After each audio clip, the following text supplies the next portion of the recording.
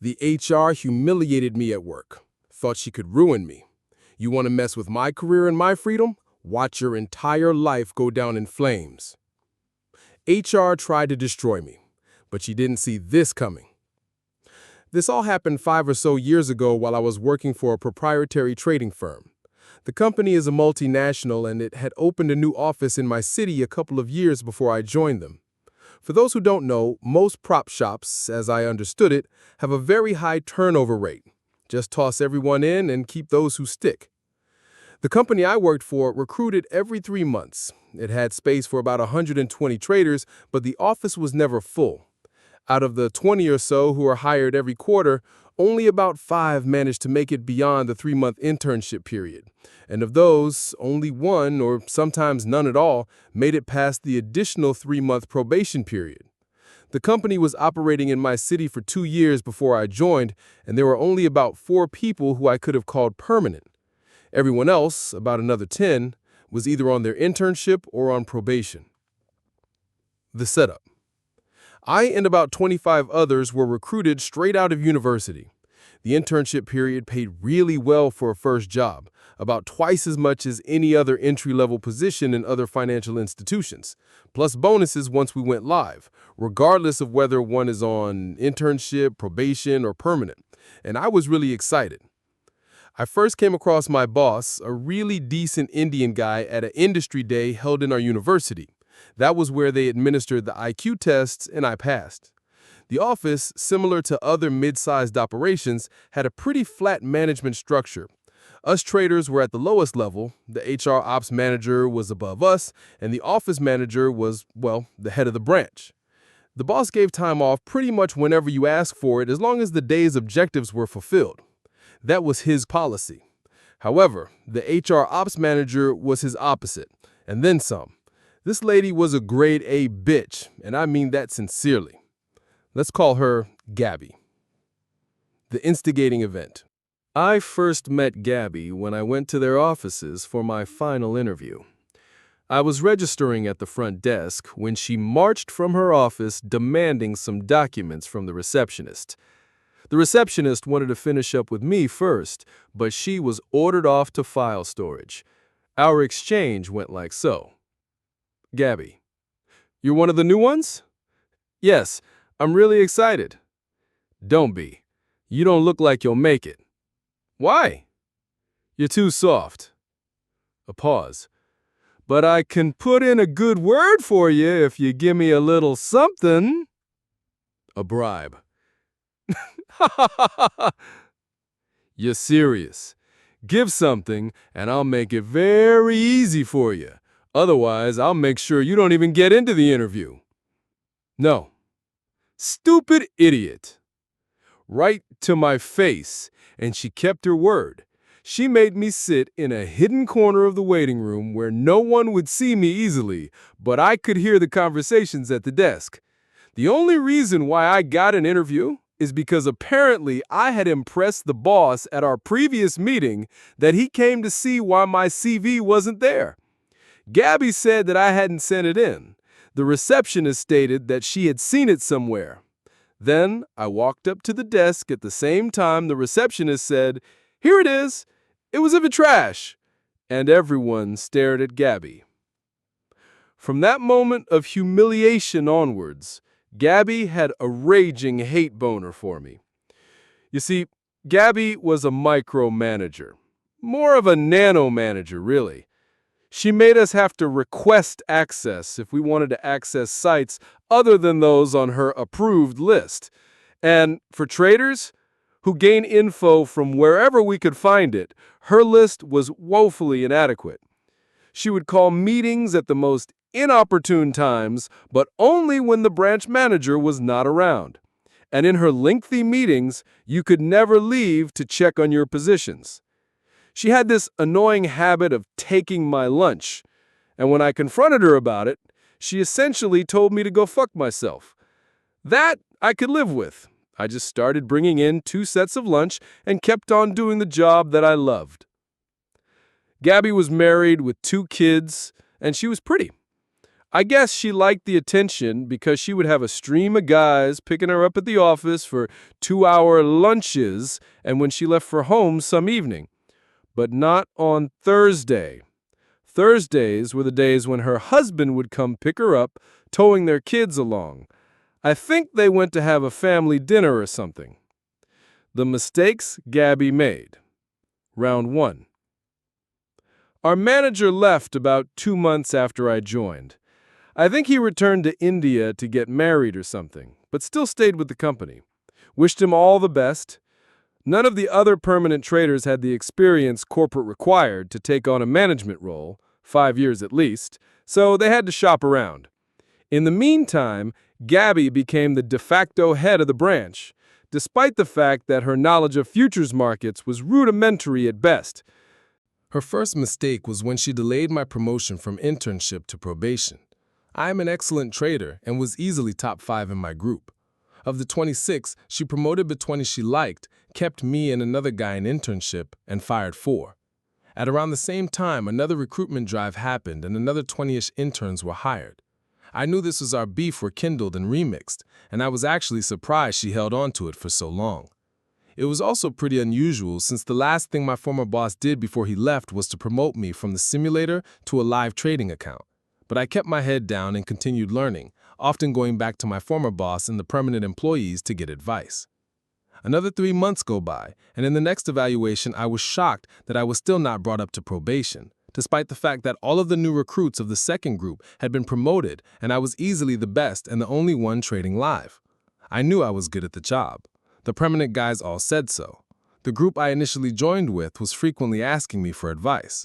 To their credit, a few of them were good, but most of them were still on sim, and as a rule, no one advanced to probation while still on sim. However, you could go live while on internship if you were good, which is what had happened to me. So I was a live trader and making good money, but I was still on internship and passed over twice. I couldn't let go of that. I decided to talk to Gabby directly. I approached the senior guys and made my case, though I was careful not to put her in bad light. They agreed to help me, and so they did. About a month after she passed me over the second time, she gave me my promotion, and I was now on probation. At this time, she was still unsure of her power and was still afraid of the permanent traders. Those guys were like gods. 2 months after my promotion, another evaluation and recruitment drive. I was not promoted. The group I started out with was now permanent, despite having only 2 of them trading live. The group I was currently with on probation were all promoted to permanent status. The group behind me on internship was all promoted to probation, and another group was hired. I let it go, hoping she had got it out of her system. Sadly, she had not. 3 months go by. I'm trading live and loving it, though still on probation. An evaluation comes up again, and I'm not promoted, despite the fact that contract to contract, I was almost on a level with the permanent employees. The group that found me on probation was advanced to permanent status to a man, and none of them were live. The group behind me caught up to me, and a new batch of newbies were hired as interns. I couldn't let this one go either. I approached the original 4 permanent employees who were now my very good buddies and planned to do the same thing as last time, only this time it didn't work. Gabby had grown into her sadistic power and flatly refused to even consider my promotion, even after she was presented with evidence that I was worth it. Her argument was along the lines of, I'm the boss so I can do whatever the hell I want. But I wasn't having that, so I contacted my former boss for help. At the time, he had been promoted to head of operations, Africa. He was actually quite surprised, given my performance, that I was still on probation. Needless to say, the order came down from on high, and Gabby looked like she was shitting 6 pineapples simultaneously as she handed my letter. And I thought that was the end of it. How wrong I was. On the next recruitment, she hired this girl. Let's call her Sue. Sue was an intelligent person all around, but she didn't have the emotional quotient to handle the market. Trading, as I was taught, requires 2 mental aspects, IQ and EQ. You can't improve IQ, but you can boost your EQ to deal with the numerous stresses that accompany the career. Sue had more than enough of the IQ part, but EQ, not so much. No worries, you can work on that. Just to recap, the office now had about 70 employees. Of these, over 30 were permanent staff, me included, but only 11 were trading live. Another 20 or so were on probation, but only 3 were trading live. None of the interns were live. The office needed to stay profitable if it was to stay open, which means that the money the 14 live traders were paying the salaries of everyone in the office, rent, supplies, health insurance, pensions, etc., etc. Needless to say, corporate was not seeing a lot of returns from our branch, and as I came to learn later from my former boss, we're considering shutting down the branch and costing us our jobs. But I digress. The last straw. The grade A bitch Gabby took advantage of an inconsolable and desperate Sue to try and get me for sexual harassment. This is how it went down. Remember all those people still on Sim? Well, they all came to the 11 of us for trading advice, and we did what we could to help them out. We divided up the Sim traders into groups, and I was mentoring about 4 people. Sue was one of them. As any trader would tell you, the period before profitability is usually one of losses, unless you're really good, and is filled with stress and fear, hence the need for high EQ. It's normal, and you get through it. Sue was going through such a rough patch one evening. We were going over her trades, bad trading day all around, when she just burst out crying. I know how it feels. I had shed my own tears as well, so comforted her the best I could. I held her hand and patted her on the back awkwardly. To this day, I still don't know how to comfort someone until she quieted down. What I didn't know was that Gabby had seen us. As I came to learn later, she approached Sue the following day and made her an offer. Gabby would make sure Sue kept her job and would get her a lot of money if she stated that I had sexually harassed her. Sue took Gabby up on the offer, and what followed was a nightmare. It started with the formal reprimand from corporate, a hearing in which I wasn't present to defend myself because Gabby forgot to send me the summons. Apparently, she lobbied quite viciously to get me fired. The only reason I was able to keep my job was that my former boss came to my defense. Despite his help, I lost my quarterly bonus, about $100,000 and half of my holdback, about $400,000. I also had to attend seminars which essentially involved watching the same film on sexual assault in the workplace, 3 hours long, until I stated in writing that I was an abuser, and it would go on my record. I knew that if that happened, Gabby would have the ammunition she needed to ruin my life forever. So every day, I got into the office at 7 in the morning, watched the 3-hour film until 10, refused to acknowledge it, then get to work, leave the office at 11:20 in the evening, rinse and repeat. For almost 7 months, it was tiring and torture, and Gabby never let me live it down. All of the people I had been mentoring were transferred the day after my reprimand. A day after that, Gabby informed me via letter that my clip size had been cut from 1,000 to 20 contracts. Yeah, I admit, I was bloodied. I was down. But the bitch didn't know that she should have ended me. The revenge. Ruined Gabby's career. I started compiling all the shit that was happening to me in the office. It started when I realized that when I went out to lunch, someone would open my desk drawer and mess around with my notebook, where I jotted down my trading ideas for the day. The only person who had a key, apart from me, was Gabby. Apparently, she had mastered my lunchtime routine for the entire 45-minute break and would open my locker when I was out smoking. She would then copy down my trading plans for the day and give them to Sue. I even saw them at it once, but they didn't see me. I documented it. I let it go on for a while so that I could establish a pattern via Sue's trades. I then approached 2 of the permanent traders who were closest to me and told them my plan. Remember when I said almost no money was reaching corporate and that there were only 11 live traders? The situation had only gotten worse. The office was now full, but we had less than 15 live traders. Live trading could only be approved by head of operations, my former boss, and he was a strict one. Now, imagine that my earning capacity had been cut by over 90%. My 2 friends agreed to my plan, and they slowed down their trading by around 50%. This essentially put the branch in the red, and 3 weeks later, we were told that head of ops and other head honchos were coming down. The next phase involved getting Sue into a corner. Pleas, a tear or two, and revealing that I could prove she had been stealing my work were enough to get a written statement from her that Gabby had orchestrated my whole sexual harassment thing. Ruin Gabby's marriage. It took only a little investigation on my part to realize then all those men who visited the office were actually Gabby's lovers. She would leave for 2-hour lunches with her phone turned off. I took advantage of one such period. Gabby left, and I snuck into her office to find her Facebook profile open. Everyone knew she was always on there, and it was a sore point because she had banned it for the rest of us minions. I got into her messenger, and voila. Explicit texts, nudes, rants about her husband and his inadequacies, the 6 guys or so she had cheated with, all of it.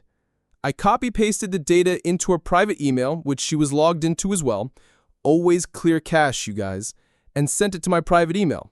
Then deleted it from her sent folder. Now I had the ammo on my phone ready to send. Step 3. Ruin Gabby's relationship with her kids. Now, I'll say right off the bat, I'm not proud of this step. But to bust my justice nut, it wasn't enough to just send the info to her husband. So I waited for Thursday, when I knew he would be passing by the office with the kids. The pro-revenge god saw fit to bless me that day, because it was the same day that corporate head honchos were riding into town. Thursday. I was at the office at 7 as usual with all my documentation, from my appointment letter to the numerous rejected requests for promotion, sat through the 3-hour sexual harassment video, yes, I was still doing that, and waited for the moment. The guys from corporate, my former boss included, arrived and went straight into a meeting with Gabby. I was quite certain that they would call me in to know why I'd been attending a sexual harassment awareness class for almost a year, and I was ready for them. I was called in after lunch at about 2. The question was asked, and before I could answer, Gabby jumped on the bit like I knew she would. She went on a long rant about how I'd been insubordinate and how I liked to touch the female employees. I could tell from her grin that she thought she was winning. And then I pulled out Sue's letter, and the grin curdled on her face. Sue was hurriedly called in, and she backed my story. She said she was sorry. She was fired on the spot and told to go wait at the receptionist for her final check. I felt no sympathy. I was on a roll. Next, I pulled out my analysis of my trades and told him how Gabby had been breaking into my locker and stealing my notes for Sue. Gabby denied it. Sue was called back in. She denied it. My former boss logged into the company network, pulled Sue's and my trading data. He compared the positions taken by both of us with my notes. He said it was true. Sue was fired again. They told me they would refund my confiscated bonus and holdback with an extra 50 grand. That was fine by me. The justice was enough. And then I spotted Gabby's husband heading into her office as usual, the 2 kids in tow. I pulled out my phone, grinned at her, and said, "Your husband is here." She turned around and saw him. She excused herself for a minute to tell him to wait. My former boss said, "Sure." I pressed send.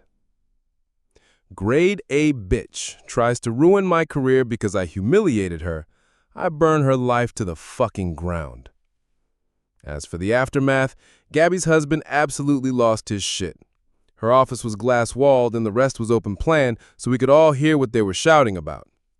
He finally left with their kids in tow. Sorry, little ones. Gabby followed him, still shouting at him. Then she saw us all standing around, and the look on her face was priceless as she was wondering which aspect of her life to try and salvage.